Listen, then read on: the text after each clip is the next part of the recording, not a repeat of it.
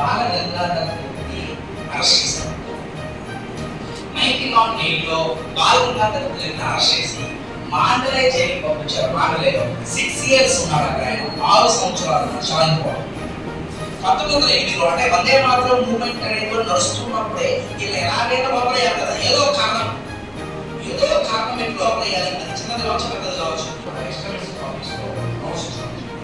1908లో బాల Gangadhar తిలక్ని arrest చేశారు. 1908లో బాల Gangadhar తిలక్ని arrest చేసి Mandalay జైలుకి పంపించారు. మాండలేలో 6 ఇయర్స్ ఉన్నాడు అక్కడ. ఆయన 6 సంవత్సరాలు చాలిపోవడం.